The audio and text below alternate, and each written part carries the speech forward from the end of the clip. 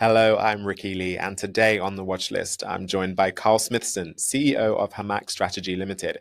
The company has recently announced positive due diligence results on the Akoko Gold Project in Ghana, located along the world-renowned Ashanti Gold Belt, one of the most prolific gold-producing regions globally.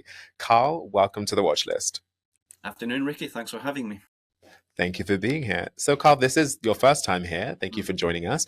So, just to start off, can you give our viewers and investors a brief introduction into Hamak Strategy and the company's focus? Yeah, so Hamak is a London-listed company. We also have our shares trading on the OTC in the US. We're a focused gold exploration and development company, really focused on West Africa, the countries of Liberia and Ghana. And we also pursue a policy of Bitcoin accumulation and holding it onto the balance sheet. Fantastic. So speaking of the gold project, the Akoko project, it sits on the Ashanti Gold Belt, which we know is a region well known for hosting major gold deposits. So what excites you most about securing this location? Yeah, well, Ghana's a new country for us. We've traditionally been active in Liberia, but we took the plunge into Ghana sort of back end of last year, let's say. We targeted this project that we have an option on to acquire. It's in a great address, right? As you pointed out, it's the Ashanti Gold Belt. Ghana's produced about 5 million ounces of gold last year. It's one of the biggest producers in Africa.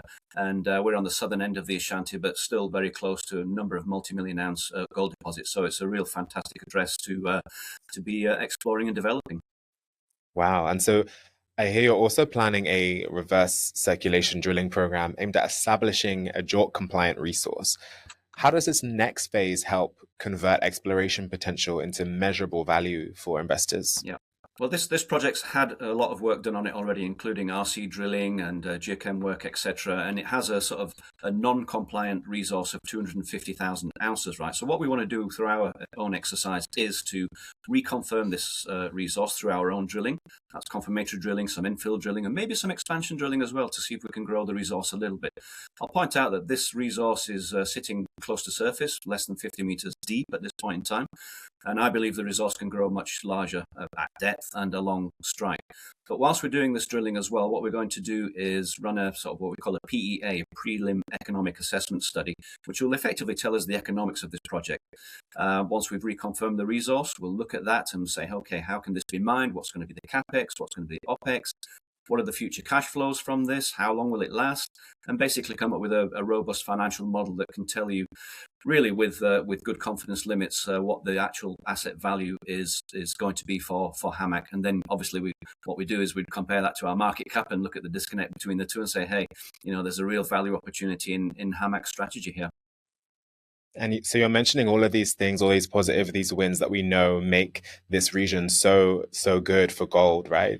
And carrying on with that, the acquisition cost for Akoko has been estimated at roughly $10 per ounce, which, again, is another one of these brilliant things about this region.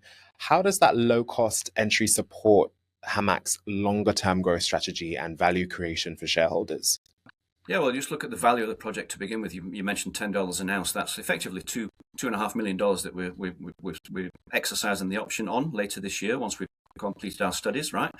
250,000 ounces of gold in the ground near surface that can be open pit mined for sure.